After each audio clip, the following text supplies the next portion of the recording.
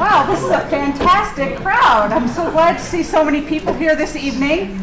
My name is Lenora Henson, and I'm the Deputy Director Curator here at the Theodore Roosevelt Inaugural Site. On behalf of our Board of Trustees and our staff, I'd like to welcome all of you to our first Speaker Night of the 2020 season. Speaker Night is our opportunity on the fourth Tuesday of most months to invite experts to come in and help us think about some of the issues that were important during TR's presidency and continue to be relevant today. We're really excited to be kicking off another season of Speaker Night, which is made possible through the generous support of M&T Bank, as well as the New York State Council on the Arts, or NYSCA.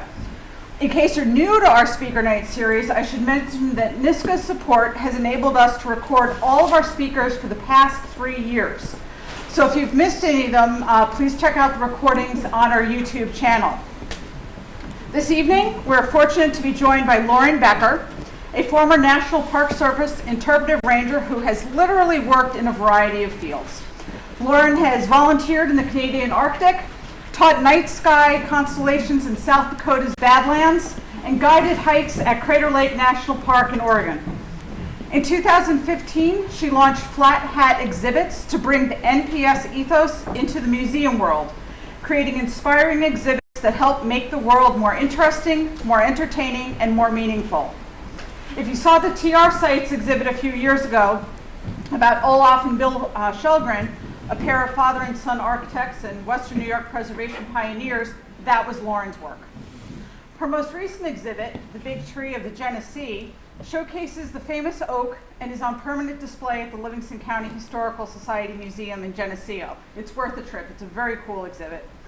And more importantly for this evening's talk, Lauren was responsible for the Buffalo History Museum's recent exhibit, Our Better Nature, celebrating 150 years of Olmsted in Buffalo and America's first urban park system.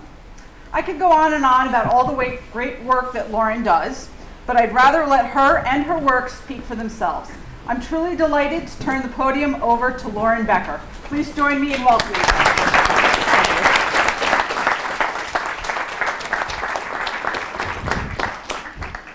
Besides, she knows it's my job to go on and on and on and on. So I hope you brought a snack, because I've been given 3 hours to talk with you this evening. We'll have a little break midway and some symposium notes at the, no, I'm just kidding. But here's what's in front of us. First of all, thank you so much for coming out tonight. Thank you to the weather for being nice and cordial and not making it difficult to come out. I'm very happy to have you all here. It's always much more fun to do an evening program when you have at least 300 folks in the room. It's always the 5 12-year-olds at the Junior Ranger program that strikes fear into the hearts of everybody. But thank you for coming out. First of all, can you hear me all right? Is this volume okay? Very good. Second of all, I get excited because I love these two guys and these subjects. So if I speak too fast, just raise your hand or go, whoa, or something. This is not a TED Talk. Perhaps you've already figured that out. I am going to throw lots of stuff at you. You are welcome to interrupt or raise your hand and ask questions. It's a very friendly environment. Pretend that you're on a hike in a beautiful national park instead of in a beautiful national park historical site that we have here. Thank you, Lenora, for inviting me to speak. It's so wonderful to be in a National Park Service facility, right? It's special. It's the only one we have here in Western New York, so yay. But yeah, it's not going to be a TED Talk. We're going to give lots of detail, but I promise I'll give you a break with some pretty pictures every now and then. But a little bit of text, because look at the scope of what we're supposed to be talking about tonight, right? We're going to be talking about Frederick Law Olmsted, Theodore Roosevelt, and the National Park System. Each one of those subjects obviously has hundreds of books written about them. So I'm just curious, what's brought you here this evening? What are you a fan of? How many of you are here because you're going to have to rank them, because probably you like all 3 things. But if you had to pick your favorite subject, how many of you are here because you love Olmsted the most? Yay! A few folks. TR the most. Very good. And just because national parks are awesome and you want to see pretty pictures. Okay, good. We're all in good company. So speaking of national parks, so Lenora and I met when I had a chance to work on the Shelgren exhibit a few years ago. And as I was learning more about Teddy Roosevelt and doing research about the house and things, I came to realize what Lenora had been telling me a lot, which was no matter where you look, it seems in American history, Teddy Roosevelt starts to show up everywhere. He's just in everything. And not long after we did the Shelgren exhibit, my wife Leanne and I were out at the north rim of the Grand Canyon getting ready to drive in, and we had stopped at a visitor center there, and sure enough there was a plaque honoring Teddy Roosevelt at the north rim of the Grand Canyon. And I was, of course, like, yes, Lenora is right again, Teddy is everywhere. But I was kind of surprised because I know a bit about the National Park Service, having worked for it, and honestly, Teddy just never had come up when I was working at the different parks. Obviously, I was wrong about that. The funny thing is, Frederick Law Olmsted also starts to show up everywhere as well. And so when I started to kind of put these two things together, and Lenora was like, hey, are there any connections between Olmsted and TR that you can talk about? And my brain started going, well, they overlap a little bit, time-wise. They have a little bit of overlap subject-wise. But honestly, before I learned about Olmsted for the exhibit, I had a very strong bias against Olmsted and small little city parks because I had my flat hat and my badge, and I was all about Yosemite and Crater Lake and the Redwoods and Sequoia, which are these magnificent places. I've since been educated on that point and have come to respect him quite a bit. And it turns out, though, that Olmsted has a much deeper connection to the National Park Service than most people know, and certainly more than even most park rangers know. So we're going to get into that a little bit. But before we do you have any questions or concerns? You good? You're all set for our 3-hour symposium? All right. I think we're going to have to start off by talking about Olmsted.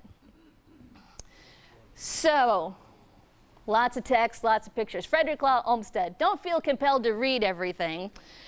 One thing you should know is because of these huge subjects, I'm going to be leaving out a lot of stuff. I'm going to be leaving out a lot of people. I'm going to be leaving out a lot of events in people's lives. I should clarify at the very beginning that I'm not going to talk very much about Native Americans and the people who owned all of this wonderful land before we came in and turned it into national parks.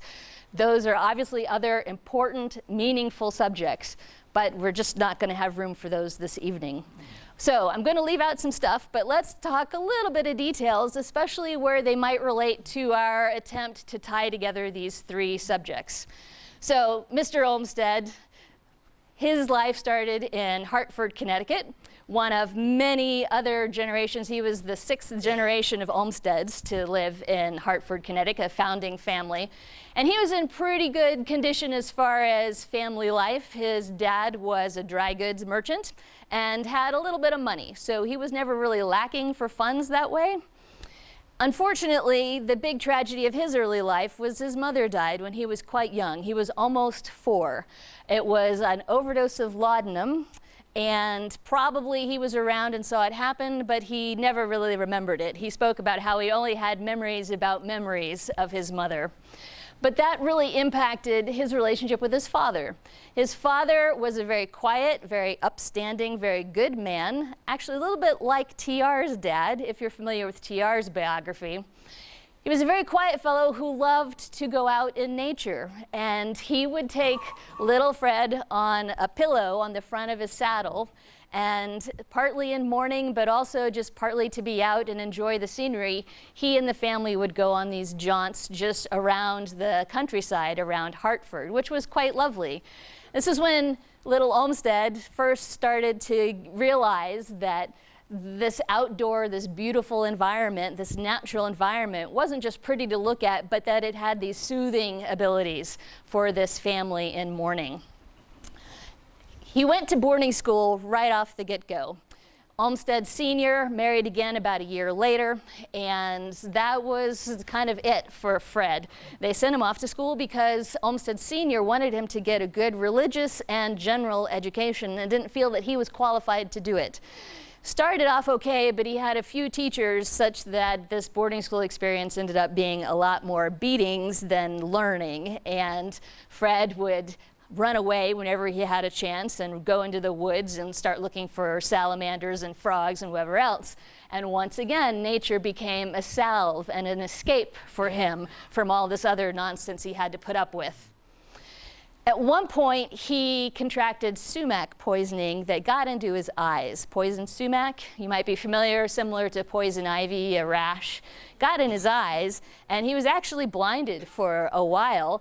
And the doctor and the family feared that he wouldn't really regain the good use of his eyes anymore, so they told him to lay low and not read so much, and probably wasn't going to be able to go to college with this.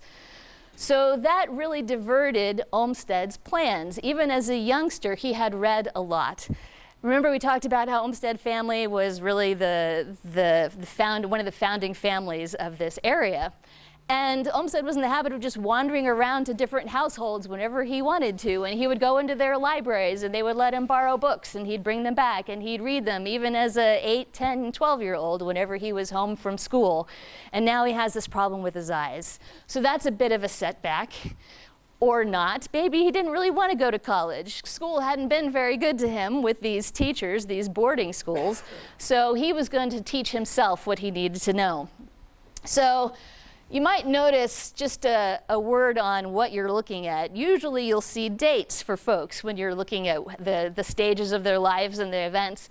And what I wanted to do, especially since we're comparing Olmsted's life with TR's life, instead of dates, I want to give you how old they were when they were experiencing these times. A little bit different way to look at it, but a little bit easier way to relate to it, right? Because we can relate to our lives. What were we doing when we were 10 or 12 or 15? So that's what you have on the left side, in case you're curious what's going on there. So what happens now is that Olmsted starts this myriad journey through almost every occupation he could possibly get at this point in time. So he's not going to be able to go to college. He has to find another way to make a living. Okay, so he goes and he tries engineering. So he is kind of boarding with a fellow there to try that. Sort of okay, he picks up some skills, but mostly he ends up as a sort of a vagabond life. You know, he's an engineer and some surveyors, and he's out. He's like, yeah, I'll be happy to go and roam around in the woods and survey this for you. Sure.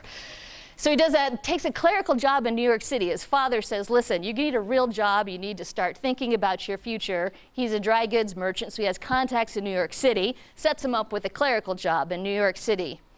Not so much. Olmsted hates it.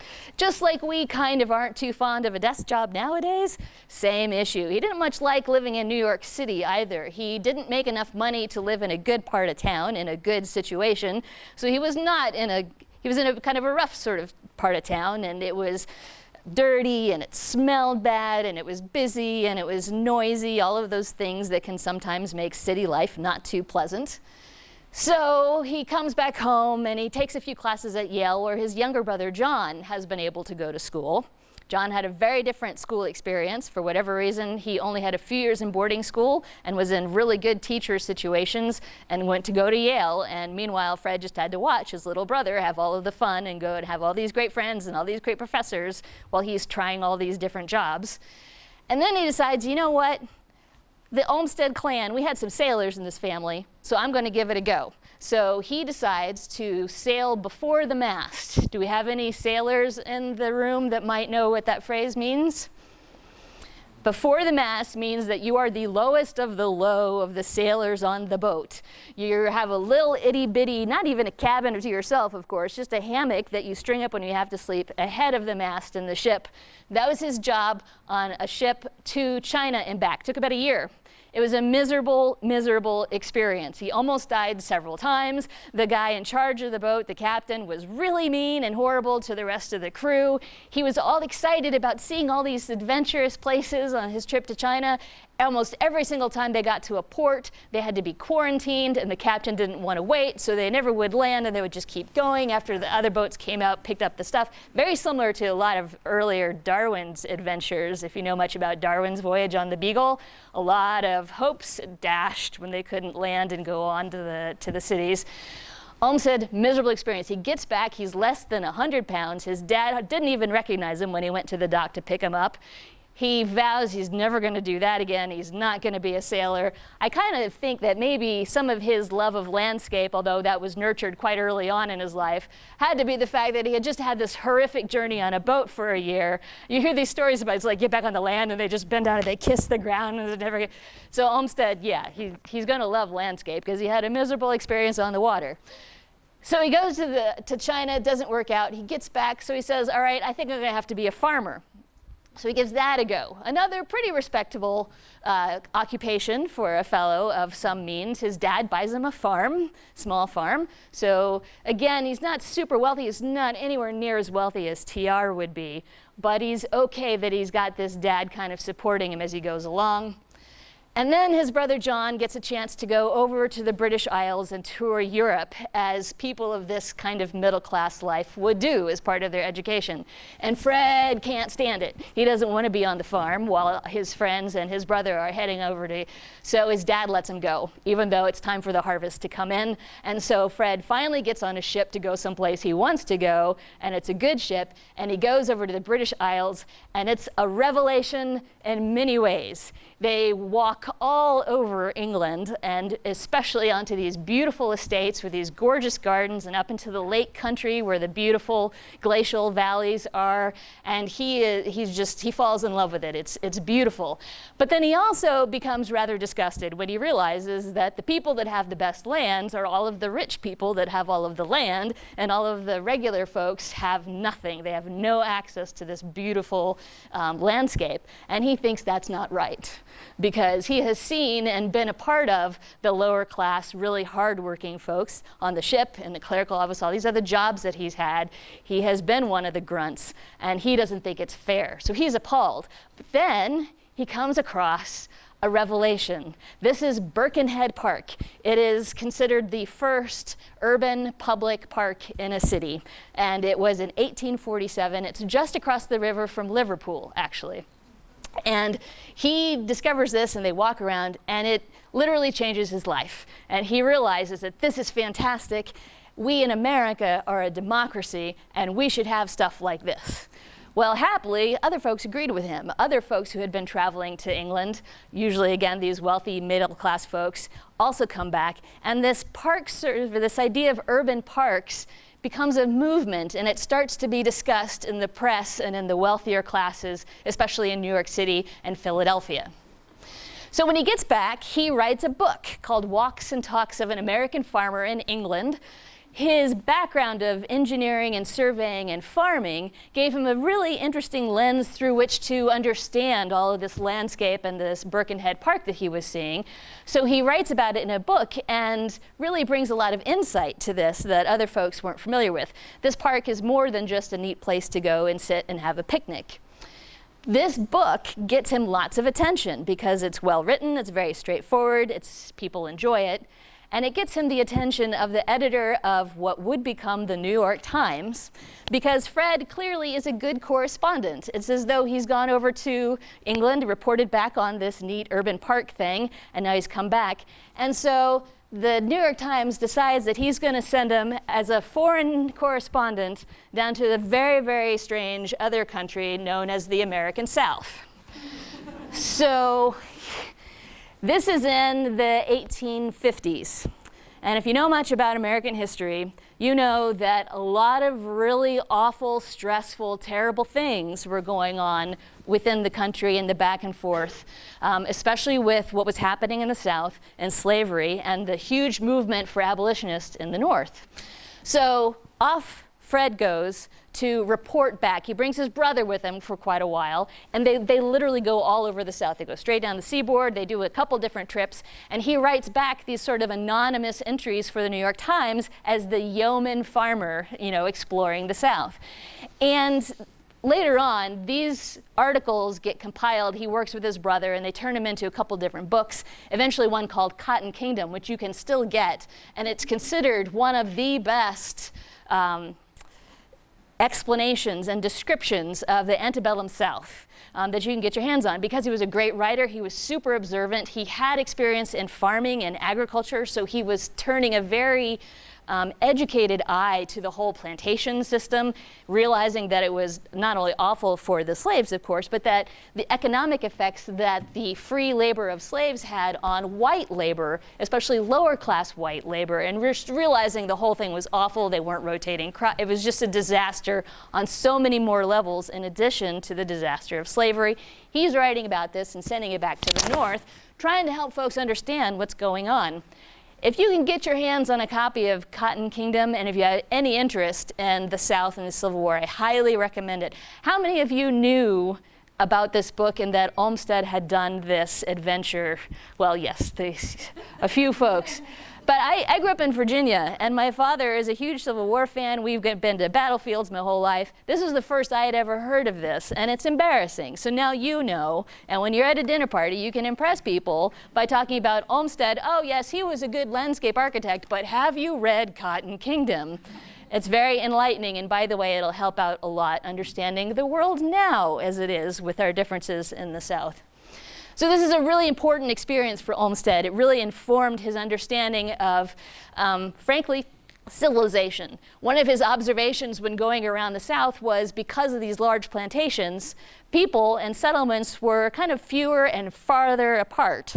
And so there wasn't a whole lot of socializing with people outside of your family and your immediate work, your immediate family and the workers involved with. And he saw that that pretty much led to a decline in a lot of things: sociability, communication, understanding, advancing, just not getting any information about the outside world. And he saw that as a bad thing. Very formative experience. He gets back from this experience in the South, and he gets hired because he's looking for a job, right? He's just always looking for a job. These are always temporary gigs. This is one of those ways that I can really relate to Mr. Olmsted. When you look at this list of stuff he's always done, it just looks like he can't hold a job, right? I have a very similar resume, so I immediately bonded with the fellow. So he gets back from the yeoman down in the South, and he needs a job, and he finds out that this park movement that got started thinking, well, we needed urban parks in our democracy, has decided, yes, we're going to buy a bunch of land in New York City. They buy the land. Now they need somebody to get it ready to become a park. There's 827 acres in the middle of Manhattan, and this is what they're going to turn into a park. So because Olmsted has this farming and engineering and surveying and a lot of not only agriculture, but irrigation experience, he's the perfect fellow for this, so he gets the job because a lot of his literary friends basically write in and they say, you should hire this guy, he's great, he knows how to do it. So there he is. So he first gets hired as a superintendent to turn this really awful plot of land into something that's ready to become a park. So here's another misconception. Y'all are pretty smart about this, so I don't think it's going to come as news, but a lot of people think Central Park looked like that all along, and they just had to put a fence up and make sure nobody bothered it. Similar to kind of how we want to treat Yosemite and Yellowstone and these other places, which also, by the way, used to look, but no. These are completely, entirely created landscapes. He worked a little bit with the rocks, but mostly it is a from scratch piece of art. Imagine a 3D landscape painting, and that is what Olmsted is going to do to Central Park. But he didn't do it by himself. He started off just as the superintendent, which meant that he knew the land really well. So when the competition went out to design something for Central Park, Calvert Vaux, who was an architect and landscape fellow, good friends with Andrew Jackson Downing. Andrew Downing, I always get these, everybody, have you ever noticed everybody from this time period has 3 names? If you want to be famous, make sure you have 3 names, because it's important. So Calvert Vaux wants to enter the competition. He knows Olmsted knows the land really well, going to give him a step up in his design. So he persuades Olmsted to work with him, and the two of them enter the competition and win with their greensward design, which is down here below. And for those of you who have a gig on the side outside of your day job, Olmsted's day job was superintendent. He was out there managing upwards of 5,000 people at a time, moving 5 million cubic yards of dirt in order to get this land ready, laying about 115 miles of irrigation, pipes and ditches, all this stuff. And now this is 1858, 1859. You can imagine what kind of equipment they're working with. Huge job. That's his day job. He comes home in the evenings and the weekends, and that's when he and Vaux are creating the design for Central Park. So if you have a gig on the side that keeps you working in the evenings, keep at it. It might turn into something really, really great. Okay? And you're, again, in good company. So we get Central Park. Around this, not too long after that starts, he marries Mary Cleveland Perkins Olmstead, which is a little weird because by this point, his beloved brother John has died young and left a widow and some children. And the last thing that John writes as a letter to Fred is, please don't let Mary suffer. So how does that work out? Mary comes home with the kids. They had been in Europe trying to get better air for John. And they come home and Fred says, all right, and he marries Mary and instantly has a family. So he's finally got a real job as superintendent and now architect for Central Park. He gets married and he has an instant family. And then the Civil War breaks out. And everything changes for everybody. Life just changes, especially in the South, but also in the North. And so Fred, because of his administrative capabilities now, he's been managing all these people for the park, is asked to run the U.S. Sanitary Commission, which is the precursor to the Red Cross.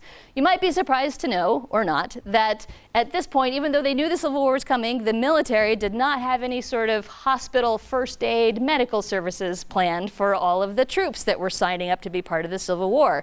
So it was up to the civilians, and they held lots of fundraisers and bake sales and sales, like garage, whatever they could do to raise money, and that money went to the U.S. Sanitary Commission, which was being run by Olmsted, to coordinate bandages and ambulances and carts and carriages and transport for all of the soldiers, the Union soldiers in the Civil War. This is another thing I'd never thought of before.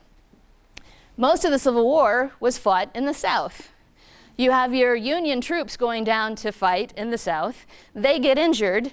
Where are they going to go to get better? It's the South. And so one of the things that Olmsted was best at coordinating and sort of invented and improving was the idea of confiscating a whole bunch of ships and using them as floating hospitals. And so because he had some shipping background and knew what it was like to be on a boat, he coordinated so these hospital boats would come down to the ports as the Union was able to get access to the coast in the South. And he was coordinating the soldiers coming off the field, getting their triage, sticking them on the boat, filling up the boat with a specific number of people, making sure they had nurses, and sending that boat up to a hospital in the North. And he just had this round robin. Just brilliant. Somebody needs to do a movie just about these 2 years of Olmsted's life, because it is a phenomenal amount of organization and leadership and just administrative, keeping track of all this stuff. Pretty phenomenal work. Go look this up. And then somebody make a movie. Maybe you can make a movie. So that's what he's doing. He burns out on that. As you can imagine, he only lasts for 2 years or so. Well, then what is he going to do? Can't go back to Central Park just yet because everything's still being diverted for the war. Somebody finds out about his amazing ability to be an administrator and control folks and make plans and keep track of budgets and be a leader. And they said, you would be really great at running our gold mine out in California. What? Right? I mean, he can't hold a job. And so now he's going to go and run a gold mine in California, and not just any gold mine, guess what? It's the Mariposa gold mine. And do you know where Mariposa is?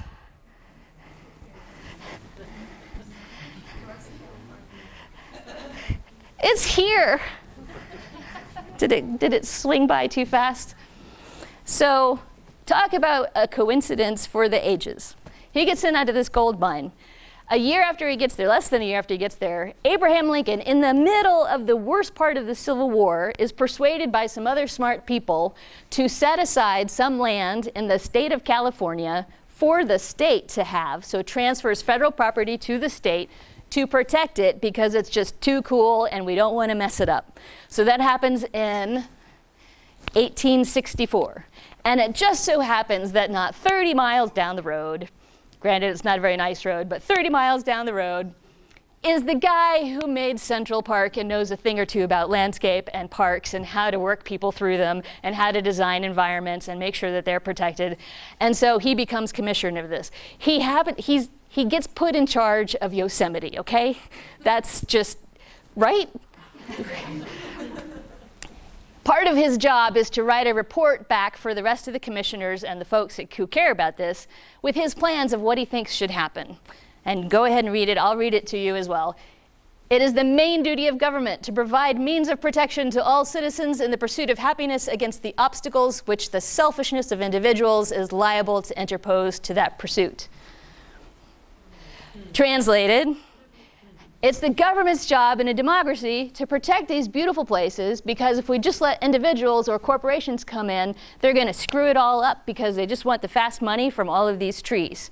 So he sets forth a very solid foundation and somewhat of a legal, but a social, political, and even economic reason why the government should protect these places. It's kind of the first time this has been done. And it's in 1864 because Olmsted is running a mining camp 30 miles down the road from some of the biggest trees in the world. Yosemite. Have you all been there? Who's had a chance to go to Yosemite? Right? If you close your eyes, can you still see it? Right? So you have to go.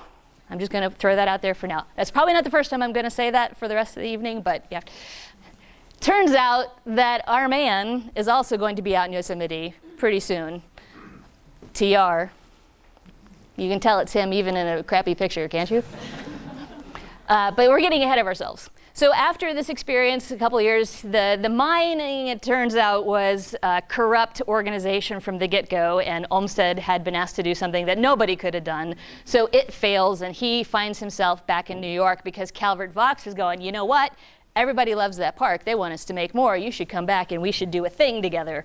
And so thus starts this about 5-6 year collaboration between Olmsted and Calvert Vaux. Their second park is Prospect Park in 1867, also in New York City. And guess who's the third park system?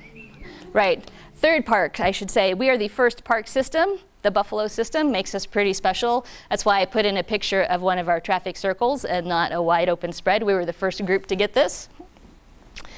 And of course, the Emerald Necklace in Boston, if you've had a chance to explore that. What would become hundreds of parks in almost every major city around the United States has Olmsted's handiwork in it. If not his, then his sons, who continued on the job. And that is a significant thing, because that means that when we talk about what is the nature of America, at least as far as urban nature spaces go, the nature of America is Olmsted. And aren't we glad about that? Because he had a different way of approaching what was going on.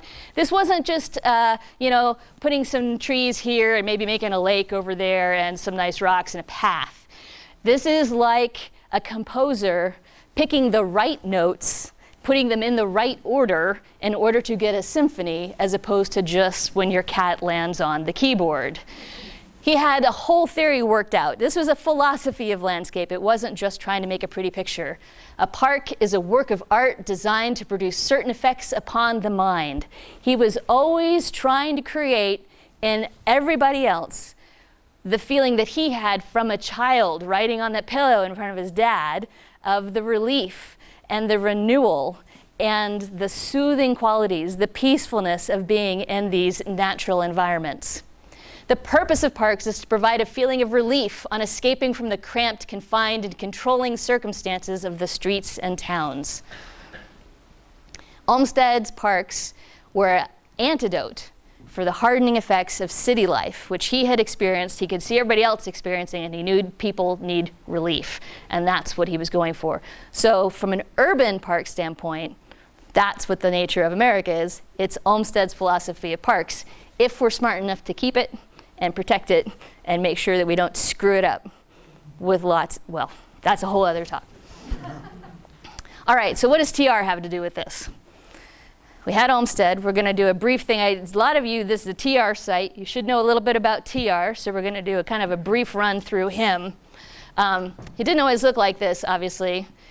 Here he is in his early years. kind of a spoiled child, but also had a health issue, right? He had asthma, and his family was really concerned that he was just going to not be able to breathe at any moment, so they didn't send him to school, but he had the best private tutors money could buy, literally. So he was always reading, he had great teachers, he was always with his family, great love from his family, and especially his father, who would take care of him and take him out and help him when he had these asthma attacks and couldn't breathe for hours at a time, just wheezing. His father was there to hold him and to take care of him. Similar to the times when Olmsted was home and actually with his father.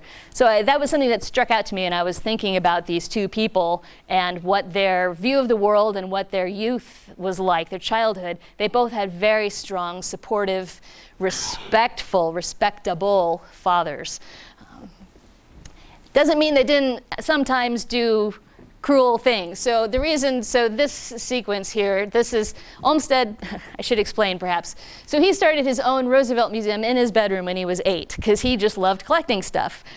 Turns out he had bad vision early on, but he didn't get glasses until he was 12. So here's my theory. I see a few people with glasses. I've had glasses since I was 2nd grade. You know how you can't see? So unless it's really close, if you're nearsighted.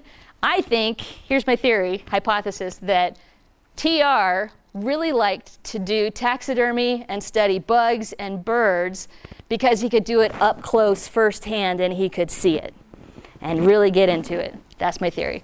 But he started collecting stuff, and he roped a couple of his cousins into it, and he was collecting a couple hundred things in just the first 2 years and keeping journals of them. He would write down. He was learning the Latin names because he also loved to read and had access to phenomenal books in his dad's library.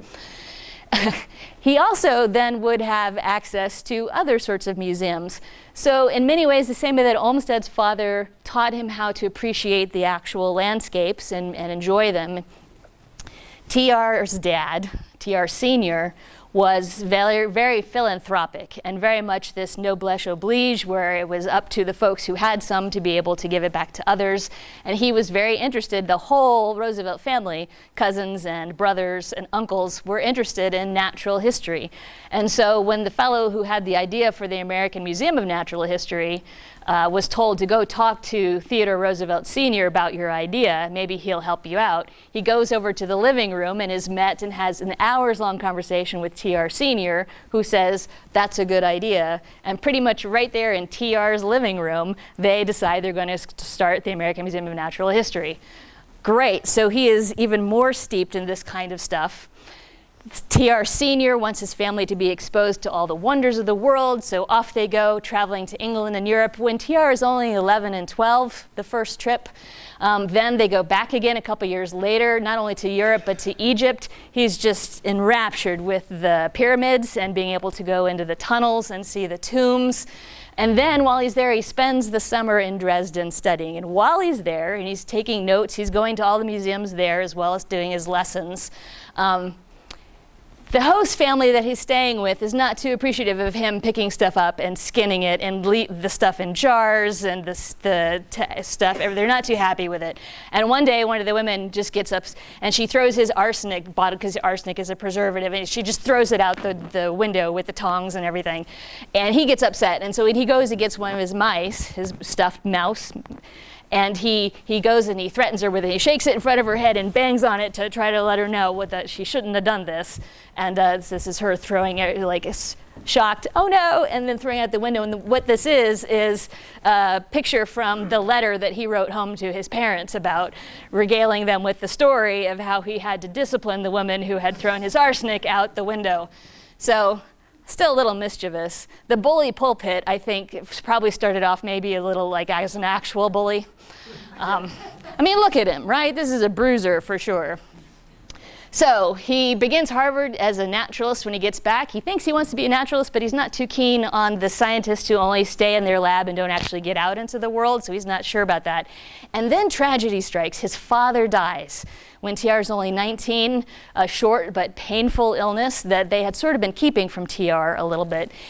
And then he is lost because his father was everything to him. So he goes off to the North Maine woods to try to figure out who he is and to try to get over this. It wouldn't be the first time that he would use nature to get him through very difficult times when he needed to figure stuff out and figure out who he was. All the while with this bad asthmatic condition, of course. I love this picture. I mean, first this one. Did you guys know this guy in college? Do you remember him? I remember seeing this guy. You avoided him, right? Because he was trouble. He didn't want to. But look at, so here's TR with who would sort of be a replacement father figure for him for a while, William Sewell up in the North Maine woods, which was about as rough and wild as you could get on the East Coast. He pushed himself, took 3 trips ultimately, and almost miraculously got over his asthma, doing these really strenuous. The first time he ever been on snowshoes, and look at these snowshoes. Have you ever been on a snowshoe like that? The first time he ever put them on, they snowshoed 6 miles through fresh snow to get to their campsite. Have you ever snowshoed even 100 feet? In modern snowshoes, this is something he was pushing himself to become a man, essentially, now that his father was dead. And he needed a man in the family, and that had to be him. So he comes back from the Maine woods, he graduates, and he marries his sweetheart, who he went about wooing just as if he were trying to hunt some animal. And it's true. And he starts Columbia law.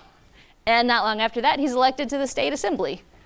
This is him and his, so you can tell we're at a little bit more modern era because we start to get a lot of photographs. So that tells us 2 things. 1, we're more recent, more modern than the Olmsted stuff, but also 2, these people had money because they were constantly getting their photo taken in these special photo shoots with the fancy backgrounds and the fancy clothes. This is not an in the wild on a hiking trip picture. This is in the photo studio to show off his stuff.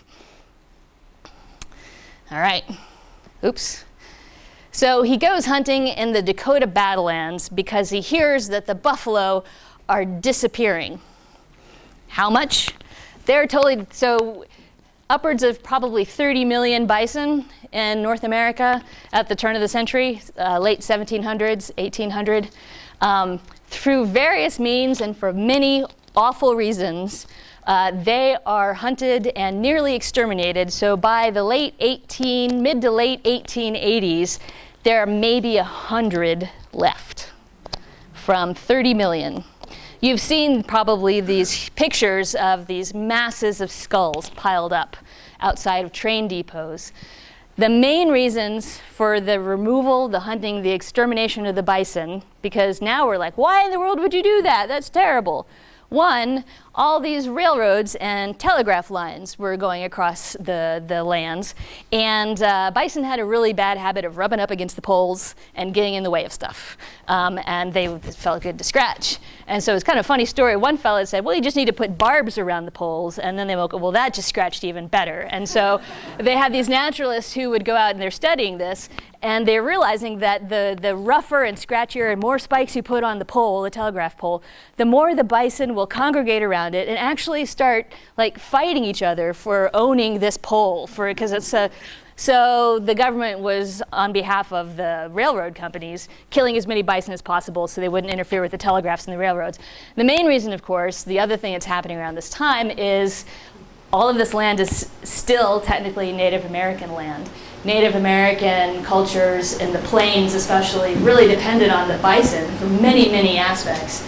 And for the new Americans who wanted the land for themselves, the easiest, most peaceful way to remove the Native Americans from the land was to kill all the bison and make the Native Americans dependent upon cattle ranches or just make them move someplace else.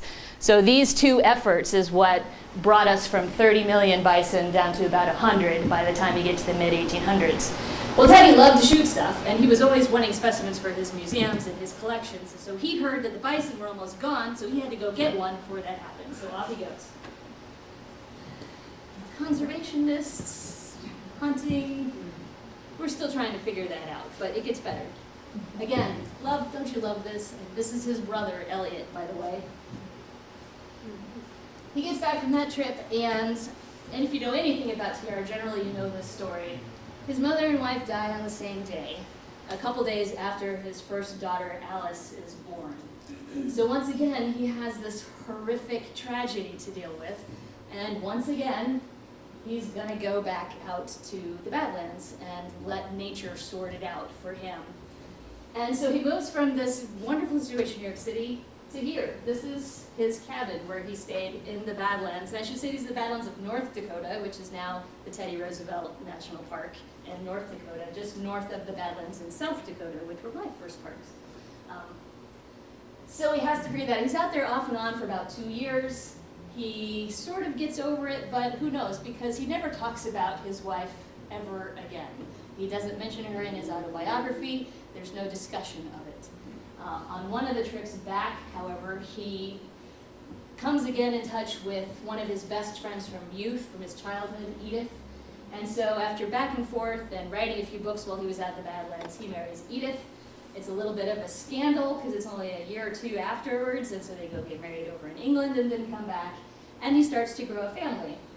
And not too long after this, he, because he's so concerned that other people won't be able to shoot and kill bison, that then he gets all of his wealthy elite friends together to form the Boone and Crockett Club, which turns out to be a really good thing.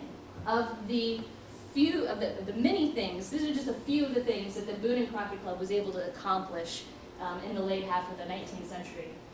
The Forest Reserve Act of 1891, which would eventually become the Forest Service, the Yellowstone Protection Act of 1894, to basically make sure that there were troops in Yellowstone. Yellowstone National Park had been set aside in 1872 with no money, no funds, a little bit of staff, this huge area with all these resources, but nobody to protect it. How's that going to go? Is that going to work? So the Yellowstone Protection Act helps send people there, not only to protect it, but to put consequences in place if you're caught poaching or plundering the resources of the park.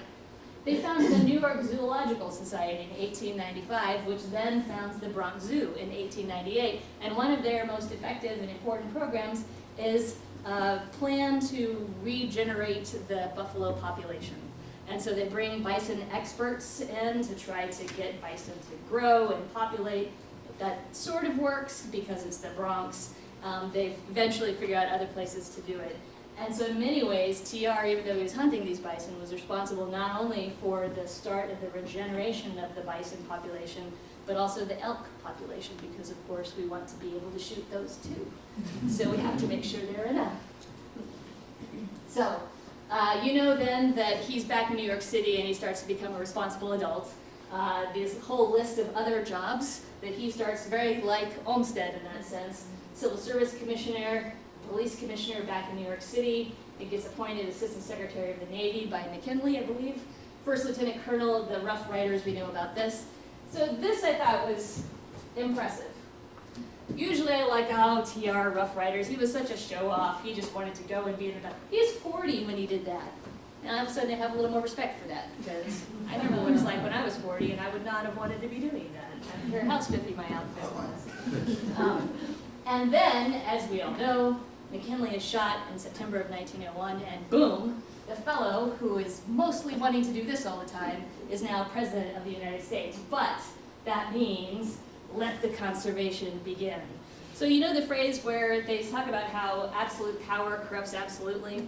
And somebody else recently has been talking about, I don't know about that, but power reveals, right? So when you get power, it really reveals who you are and what you want and what you're going to do with that power. And if that's true, then TR truly was a conservationist. He is the one who signs over to Crater Lake National Park in 1902. Would you just look at that picture? Look at that water. Would you look at the water? Look how clear it is.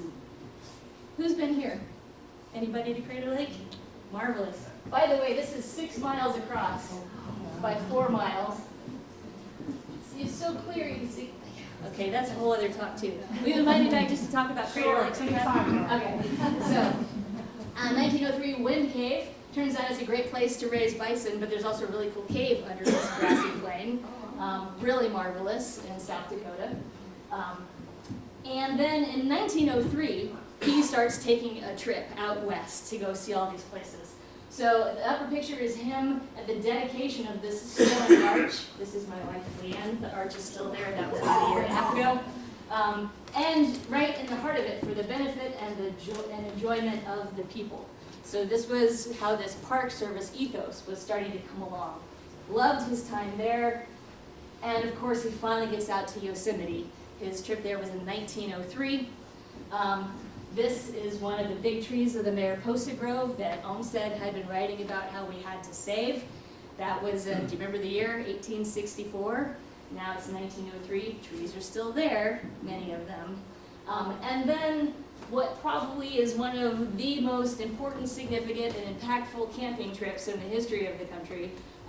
Roosevelt ditches all of his handlers and disappears into the woods with John Muir for a couple nights. And they go out into the Yosemite Valley, and of course John Muir has been advocating and protecting for this place for many years and really gives them the grand tour. This is on top of Glacial Point, looking down at Yosemite Falls there. They spend the night. TR loved to sleep outdoors without any tent or whatever, so they spend the night out of doors and they wake up with a dusting of snow everywhere. And finally he has to come back that afternoon to the rest of his handlers and continue on the tour and give a lot of speeches. And he gets back and his handlers are like, "Where have you been? Come on, we have stuff to do." And he's like, "I've had the grandest day of my life," because he got to sleep amidst the sequoias looking up at the stars and woke up with snow. Now, by this point, he's had a lot of grand days in his life. Yeah. But this camping trip, so that even further spurred him on for his conservation and preservation work. He makes his way to the Grand Canyon, this nice group of men, which is obviously still there. Grand Canyon was difficult because the folks in Arizona wanted to mine it. They really put up a fight, didn't want it to become a national park. TR gets there, he realizes that's unfortunate. By the way, Lenora, this is the plaque that we saw about TR when we were over at the North Visitor Center. You go through Forest Service land before you get there. If you get a chance, approach and go to the park through the north, on the north rim. It's a really great way to experience the Grand Canyon. Mesa Verde comes along in 1906. So not just beautiful natural environment, but cultural resources as well. And 1906 becomes significant because that is the year that TR and his supporters invent this thing called the Antiquities Act, which gives the president the power to set aside national monuments, declare by public proclamation historic landmarks, historic and prehistoric structures, because a lot of people had been robbing all of these graves and historic sites, and we needed to get a grip on that. Because a lot of them were from other countries, and they were taking our stuff back to other countries, and it should be in our museums, and it's the whole Indiana Jones thing, right? That belongs in a museum.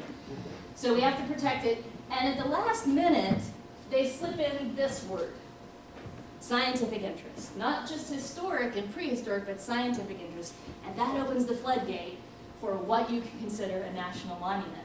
So TR goes bananas. We get Devil's Tower.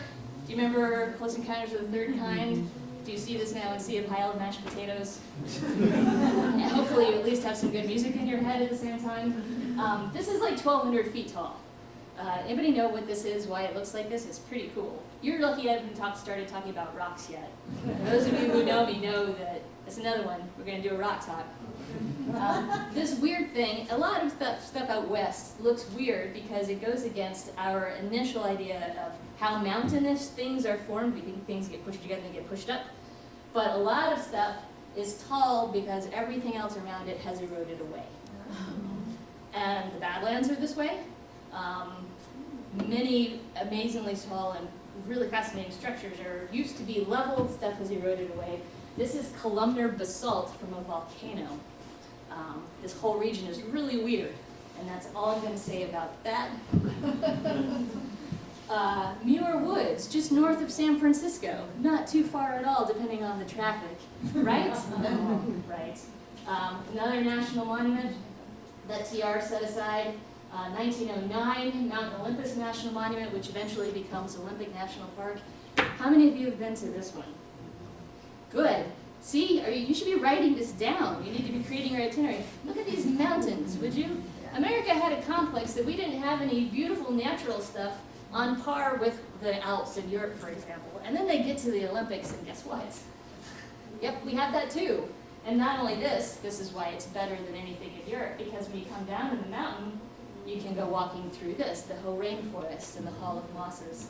By the way, if you're paying attention much to the news, and you're hearing about a lot of battles going on over the Tongass National Forest in Alaska, this is what a lot of that looks like. It's not quite as mossy, but it's a temperate rainforest as opposed to a tropical rainforest.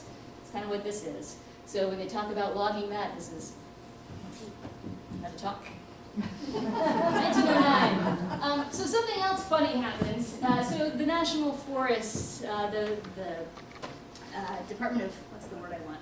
The Forest Service is also something that gets created in TR's time as presidency, which I just love the irony of this, because what is now Mount Rushmore is it within the Mount Rushmore, it's Mount Rushmore National Memorial, which is in the Black Hills National Forest, is TR set aside, and now he's got a statue on a mountain. So this, by the way, is about 90 miles west of the Badlands in South Dakota, which was my first park. And we would get people who would come by the visitor center after having been to Mount Rushmore, and they would come up and say, "We just came from Mount Rushmore. Beautiful, we loved it." And then get really low and they look at you and they're like, "We recognize George and Martha, but who are the other two?"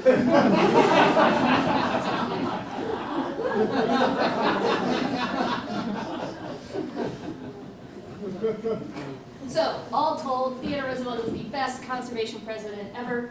150 national forests he set aside, 51 federal bird reserves, 4 national game preserves, 5 national parks, 18 national monuments, all told around 230 million acres of protected land. Now, it's not all protected like a national park protected. Many of these areas you can manage use, right? So it's not that there's a big fence and you can't log or take any resources, but it's controlled managed use. It's not private land, and that is significant.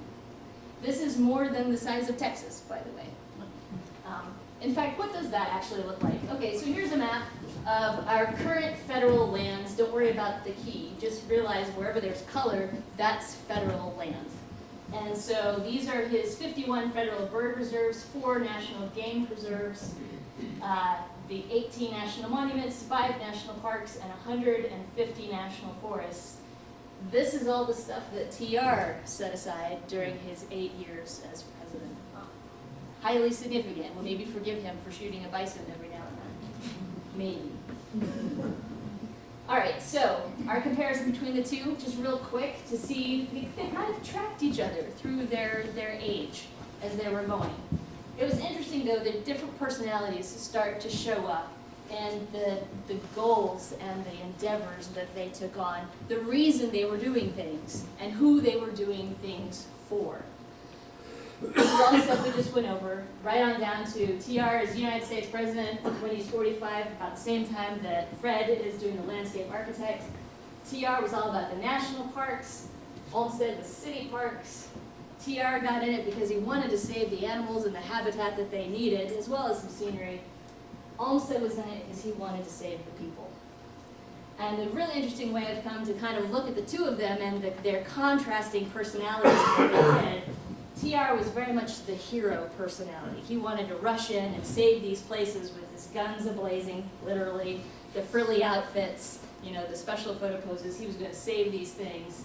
Olmsted was the caretaker who had been through what a lot of other folks had been through in these awful jobs in these busy cities that smelled terrible and were not very pleasant, and this new industrial revolution and these jobs that were so dehumanizing and literally demoralizing, turning you into cogs in a wheel, just out to make a profit without any regard for other folks. And that's how this works out. But you know what? Yeah, the name of the talk was Roosevelt versus Olmsted. But this is kind of interesting because we kind of need both of those things, don't we?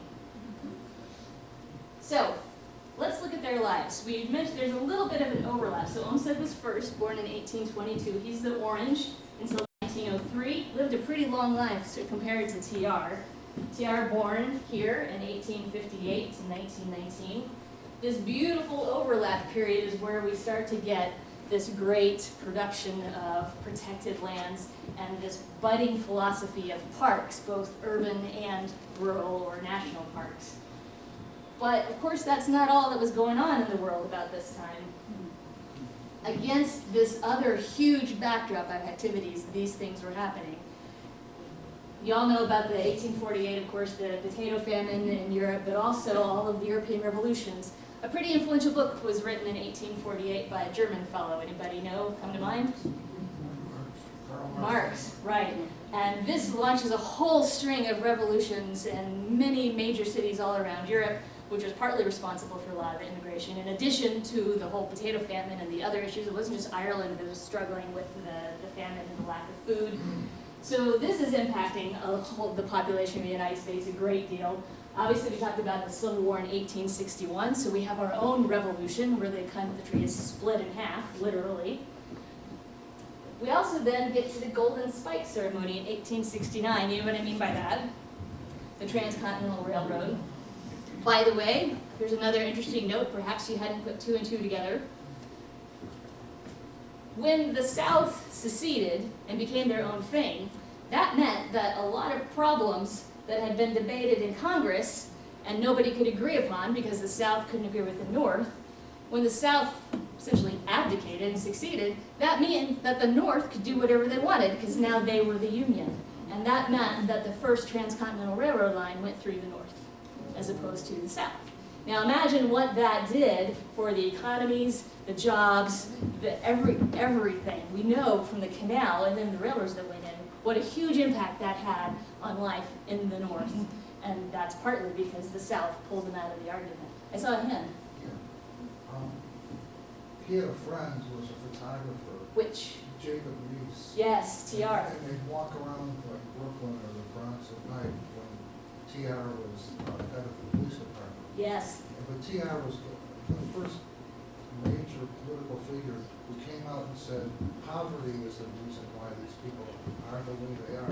It's not because you are better than them. Right. The whole progressive movement, right? It was based on those observations. So this idea, this progressive movement, again, this sort of noblesse oblige, people with money, but other folks starting to look into this, starts with Olmsted's generation. In fact, one of the neat points of contact between Olmsted and Roosevelt, Roosevelt Sr. would have been part of Fred's generation, right? So Olmsted's best friend was Charles Loring Brace, who started the Children's Aid Society, which, guess what, was help funded by TR Sr. is one of the ways. So this concern with everybody was crossing over among many of the elite folks who were part of that. And that's the nature of this progressive movement as it tracks through the 19th century, absolutely.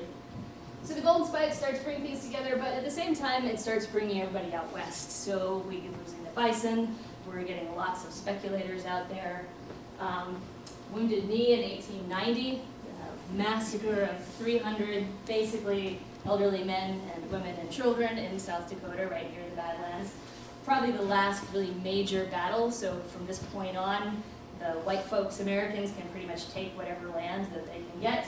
Of course, McKinley is shot in 1901, the Organic Act, which starts the National Park Service's 1916. But when we think of the long 19th century, this is what we're dealing with. And for a lot of reasons, these three main points is why there was this pushback for the national parks and for urban parks. And also, look at the difference here. We don't usually, we typically think of the United States as being the United States all along. Nope. So when Olmsted was born, this is what the map looked like. The pink stuff is the stuff that is America, is the United States. The others are, I love it, unorganized territory. It's just so, like what a put down, right? It's like, oh, you live in the unorganized territory. We're doing our best, man, get here. But look, Spain and Mexico and the Oregon country, and then this is what it looks like by around 1912. We finally get a district of Alaska because of Seward and that bringing it in. But so as this map extends and as we move west and start taking more of those territories, then all of a sudden we have land that we can say we own and start turning it into parks.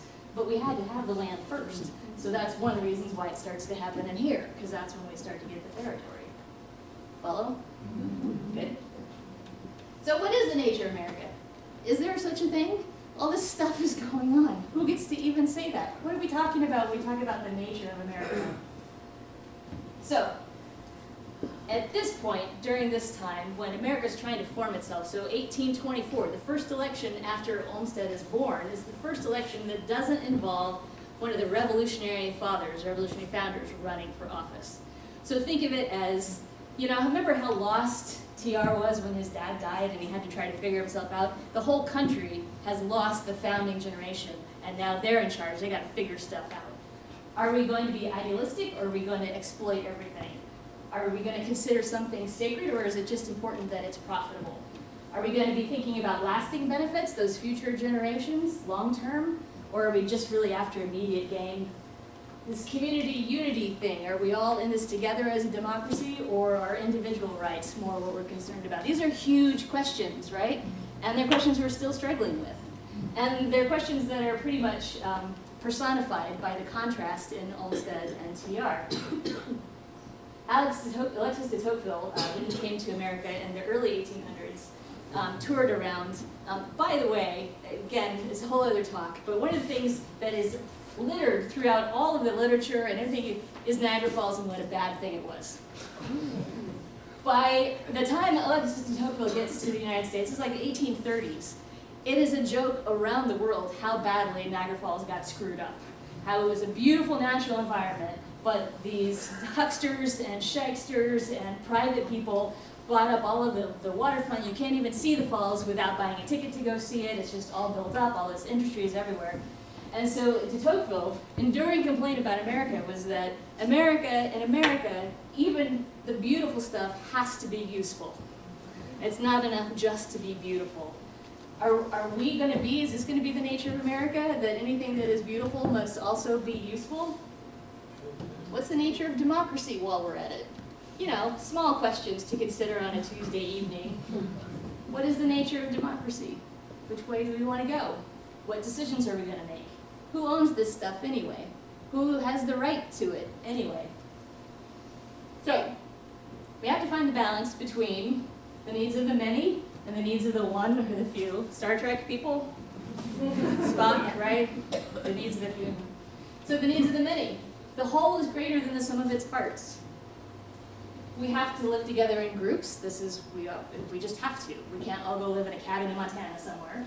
We need to figure out how to get along. These are issues. The other one, the needs of the one. Everyone has a right to life, liberty, and the pursuit of happiness. Y'all know about how the original draft it said property and not happiness, right? That kind of is relevant. That's why I left it in. We're talking about a lot of property with these parklands. And people, individuals, have to figure out how to survive and thrive and support their families and take care of themselves. They're not out to necessarily exploit stuff. They just have to earn a living, right? So here's what Olmsted figured out. And it really gelled for him when he was out at that Mariposa mine. Because the folks who were working that mine were all different kinds of people. And they were all really rough. And it was a completely different set of rules for how to interact and be with one another. And he realized that the nature of America was a constant new frontier. And one of the hallmarks of a frontier is that it has to figure out how to civilize itself. You might be civilized back in the city, but when you get out in the middle of nowhere, you have a different set of circumstances, and you have to figure out how to bring civilization with you. You have to figure out how you're going to civilize yourself. So the ever-changing world, not just as our frontier was expanding, but the world is always changing. There's always a new frontier, and we constantly have to figure out how to re-civilize ourselves in these new circumstances. Part of why he was always thinking about urban places, because he thought that's where civility happened and was nurtured. So, as with all things, the answer is we need more public parks. Here's why. So, Olmsted needed pastoral and picturesque landscapes. These three words, pastoral, picturesque, and sublime, go back to the late 1700s in England when they were kind of coming up with landscape theory and beauty and nature. And that's a whole other talk dealing with landscape painters and Thomas Moran and Frederick Church. And if you get a chance to go to the Hudson Valley School, then you need to go check that out.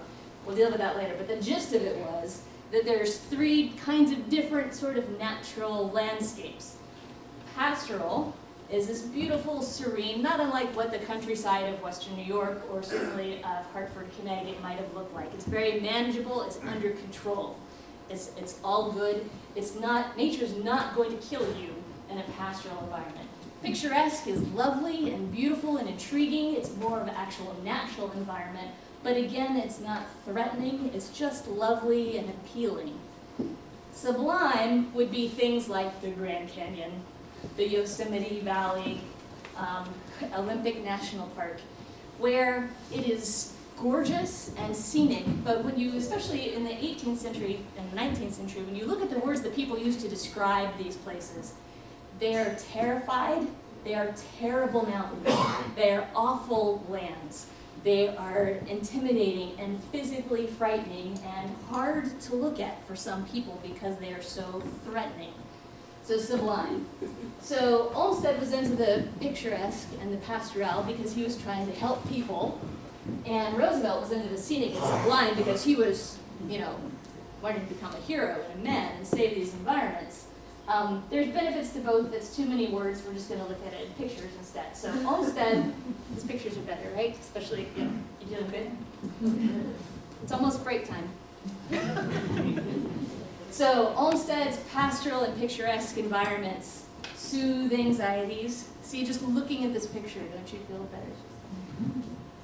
They restore a sense of safety and control because they're very manicured environments, just like Olmsted parks. They allow for pleasant interactions. So unlike trying to drive to and from work or maybe trying to manage your carriage or horse on a busy street, look how much, just already we like people more, don't we? See, people aren't so bad. He was really worried about crowded streets, and he was aware that you were always trying to figure out what the intentions and the motivations were of the people around you, partly because you don't want to run into them, but just that's sort of the nature of competition and sort of an industrial economy, right? You're trying to figure each other out, and that is wearing, and it makes you distrust people. So he wanted to create places in his parks where you could have positive, pleasant, non-competitive interactions with your fellow human beings so you could realize that they don't all suck and that there actually can be decent people. And also, do you behave differently when you're in a park? Right? Kind of like when you walk into a church for some people, right? And that just brings out the better in this. So it literally was making people better. And he also wanted space for positive recreation. I wrote it as recreation because that's also important to be able to recreate ourselves and to refresh and renew. This isn't TR going 6 miles of snowshoeing. This is getting some fresh air, some movement. We know movement is good for us, but it doesn't have to be in competition. So benefits of those landscapes, but it turns out the sublime landscapes also have their own benefits. Rejuvenate, and invigorate. Like I found one of him smiling in a natural environment. Rejuvenate and invigorate. It also happens to be his best friend, who was also a doctor, which he took with him on all of his hunting trips. So that's nice if you can travel with your doctor. They also, these sublime environments, challenge us to grow. Sequoias and redwood trees. They force us to see the big picture, not only geographically, but historically and time-wise, and how important that is to understand the big picture. Our daily lives are so consumed with details and focus, and it messes us up. So we need someplace that can pull us out of that and remind us of the big picture, geographically, spatially, and also time-wise. Like 1 billion years old, that's gold. Not talking about rocks. And inspires for future generations. You get to these places, it's the most amazing, and you want to make sure your kids can see it and their kids can see it, and it wouldn't be a shame. That future planning, stepping outside of yourself, considering those future generations, taking the long view, thinking long term, is really good for us, both as individuals and also as a society. So these are benefits of these beautiful places. Finally, in 1916, it all comes together in the Organic Act to conserve the scenery and the natural and historic objects and the wildlife therein, and to provide for the enjoyment of the same in such manner and by such means as will leave them unimpaired for the enjoyment of future generations. Does this language sound familiar? Speaking of future generations, it's Frederick Law Olmsted Jr.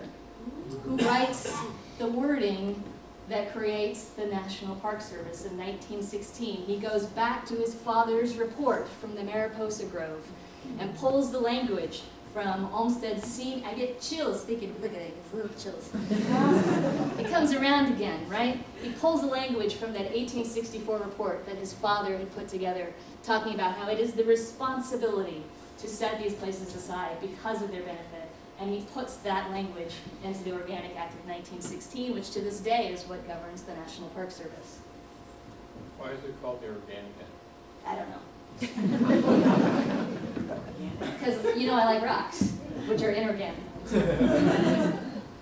So, what is the nature of America? Olmsted and Roosevelt had some good ideas from two different directions, right?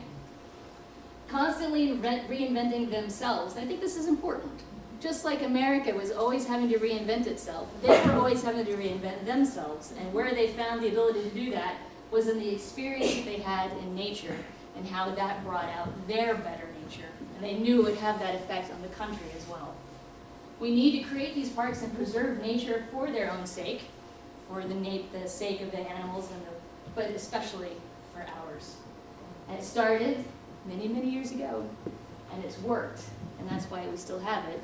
And now we are the future generations that have to keep that moving, so the next group has it to enjoy as well. That's all I'm going to leave you with tonight. I hope it gave you some things to think about. Let's have